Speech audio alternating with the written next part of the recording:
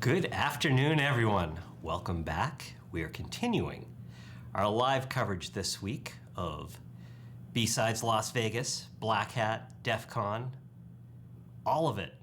Security Summer Camp is in full swing, and we are at the end of what I would call the first day, even though we've been here a couple days. Well, I've been here a couple days.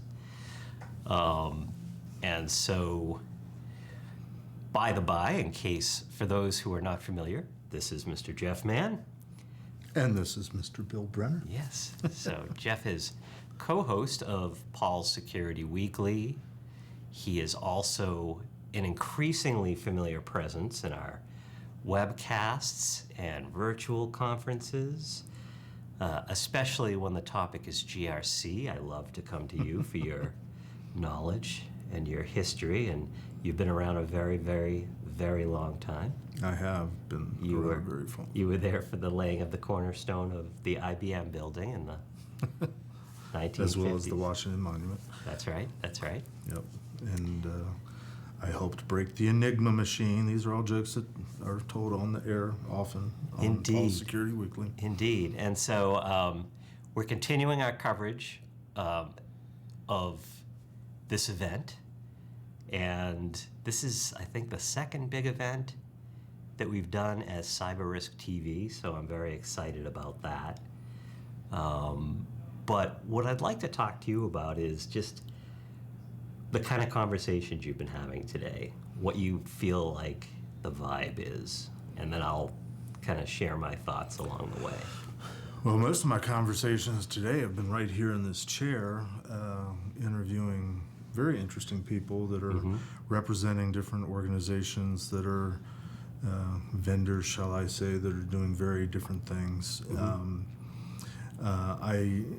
If you watch the show, most people might pick up on I'm not a huge fan of technology and vendor solutions. I try to focus on more the people and the process end of things, and ultimately the process.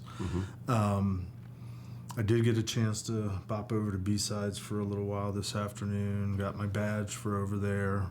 I'm going to be speaking there tomorrow afternoon at Skytalks, which is now affiliated with BSides, where formerly it was DefCon. I don't know all the backstory, but there's other people out there. A lot of energy around it, though, this year. Yeah, it seems to be a lot of enthusiasm, and it was good to. I ran into a bunch of people that I know. People, more and more recognize me, and of course. They have a mask rule in place over there, so I'm only seeing half people, and I rely on recognizing faces. I'm like, yeah, I think I know that forehead. Yep. Keep talking, or just flat out remind me who you are and where we've met. Every year since COVID and since we got out of COVID, coming back here to Vegas, it's getting a little bit more normal. More people are coming back. More, I don't care that we're wearing masks. I don't have a strong opinion one way or the other. I don't want to get sick and die. I don't want somebody else to get sick and die. Yep. But it's like old home week, especially over at BSides. That's where I know a lot of the people. I have not even had a chance to get my badge yet for BlackHat, so I've been running here to do these interviews, and I'm going to go get my badge and do the BlackHat side of things for the next couple days. Been invited to several of the networking events and crazy parties and anything for a drink, especially if somebody else is paying for it. Yeah. But I'd say overall there's a lot of enthusiasm just for people getting together. The little bit of vibe I've gotten from the BlackHat vendor side of things is, I've heard lots. I've been listening to lots of elevator conversations, and a two-letter thing that I refuse to say on the air has been a hot topic.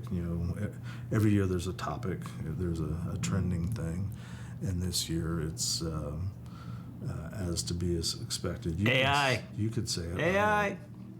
I'll say it. But I've heard people that are talking about the the mantras that are coming and the lexicon, and I think somebody even talked about gospel, like it's becoming gospel, the things that are said about it, and the positioning that it's taking. Being older and a little bit grumpy and curmudgeonly, I'm a little bit skeptical, because most of what I see that people are slapping that label on isn't really what they're claiming it is, at least in terms of where it could go and take off. And a lot of it's just stuff that's been around for a while, but we just called it different things. I was amazed when we were at RSA earlier this year that 90% of the vendors there magically had been working on that as part of their product suite for years. And they all figured it out at the same time, and poof, there it was. And I'm guessing that the vendor floor here will be a lot the same this year. I went searching at RSA for the vendors that didn't have that on their banners, and I would stop and talk to them. So among all, in the midst of all of that noise, there are some companies that are the real deal. Any come to mind for you that really spring out?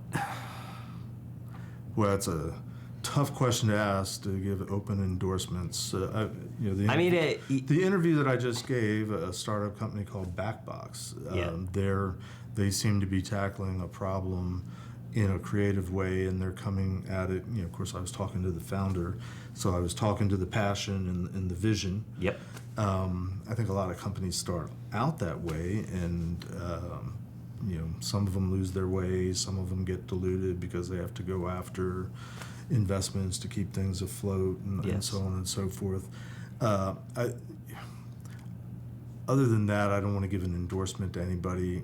I don't know who's here yet. But the companies that you talk to, the organizers, the founders, the executives, which is what we're doing, the ones that are enthusiastic about, they really think they're making a difference, those are the ones that I pay attention to. At the end of the day, it's about making money, making profit, making your investors happy, or if you're a public company, you got to meet your numbers and all that.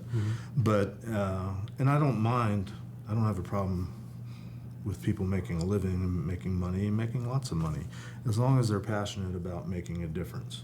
Yes. Now, on top of all that, having been in this industry since before it was an industry, I question very often how far we've actually come, how much advances we've actually made, how much we're just cyclical, repeating the same problems over and over and over again.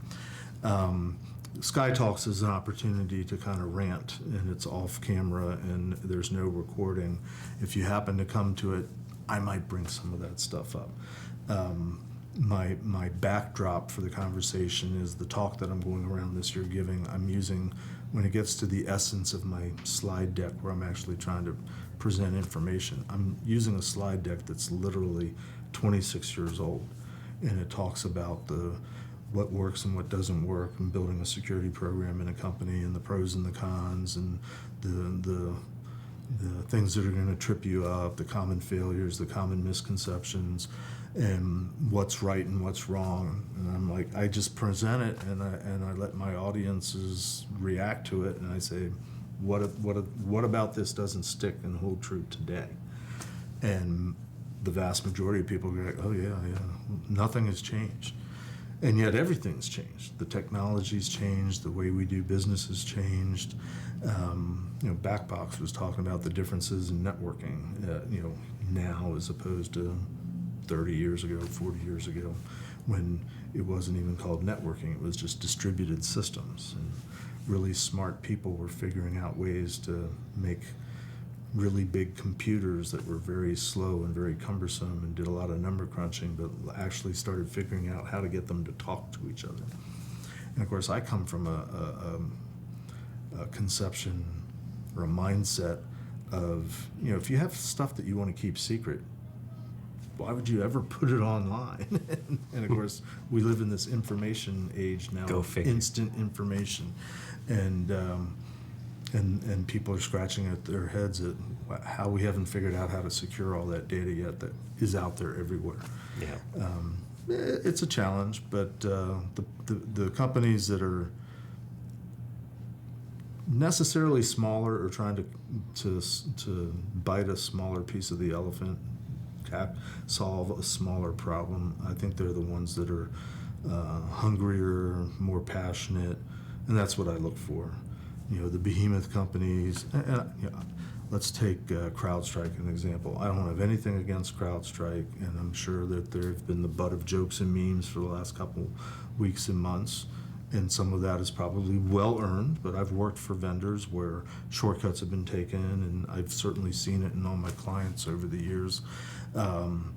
There's all sorts of reasons why certain things don't happen, and there's all sorts of go-to-market pressures, and in the immediate aftermath, when people were asking me my thoughts, I said, well, I don't know the details, but at the end of the day, when we do get the details, I'm sure it's going to be a cascade of just very innocent little small errors that led up to something really bad happening. But that doesn't mean they're not a good company and have the same kind of passion in trying to solve a problem at the heart of what started things.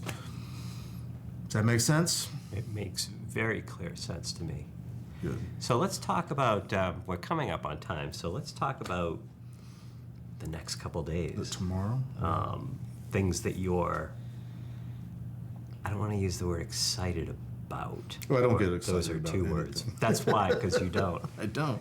But there are things that will drive your agenda. There are. And so talk to me a bit about that. Well, I do have a goal of hitting the vendor floor at some point and kind of making the rounds, and I tend to go to the startups and all the fringe companies. Yep. I'll walk down to the middle of the aisles and just marvel at how much money is spent on marketing in this world. There's a few companies that I'll stop by and visit because I know people or I want to just touch base with them. I'm sure NSA is going to have a booth. They usually do, so I'll have to go by and pay homage, pay my respects to where it all started for me. But I typically walk the floor at these trade shows, just not looking for new and different, but looking for that spark, that hunger, that passion. I'm looking for things PCI related, compliance related, Yep. things that are going to help my clients over the next year that have to start meeting new requirements that they're in a grace period for. Two of the big ones are two different requirements, but it's sort of tackling the same problem, which is client-side scripts and browsers that are being exploited by bad guys today to do what we commonly refer to as web skimming, but basically stealing credit card credentials when people type them in to buy something online. It still goes to the intended destination, but because they've manipulated the script that gets loaded into the browser, they're sort of hijacking it along the way. PCI is going to require protection against that in the very near future. So I'm looking for vendors that can tackle that even know that that's a thing. I look for any vendor, frankly, that has any understanding of what PCI requires in terms of meeting security objectives and what can their technology do for it. And to be honest, I am amazed at how few companies can articulate what their solutions do to solve a specific problem in a regulatory standard that's been around for 20 years and has made a pretty big impact on this industry, for better or for worse, and whether people like to admit it or not. But a lot of companies wouldn't be doing all the stuff that they are doing in cybersecurity if it wasn't for compliance making them do it. Yes. To this day. The exception being they get breached, and then they have to do it. But there isn't a whole lot of altruistic companies out there that are just going to spend a lot of money to do the right security things just because. Right. So Yeah. I look for people that I can be more well-informed as a consultant advisor to be able to talk to my clients about, you should look into this, you should look into this, you should look into this. That's what I'm looking for in BlackHat. And then I'm going to go over and have fun at B-Sides, hanging out with friends and talking about what's wrong with everything and how everything's broken. And we'll end up having a drink and maybe a cigar and just enjoy our time together. Outstanding. Well, have a great evening. And just a couple things before we wrap up. To keep on top of our coverage of Security Summer Camp this week, you can watch along at securityweekly.com/BlackHat. You can also visit the homepage of SC Media, where we will be covering keynotes, B-Sides sessions, and much, much more. So thank you for being with us today, and we'll see you tomorrow.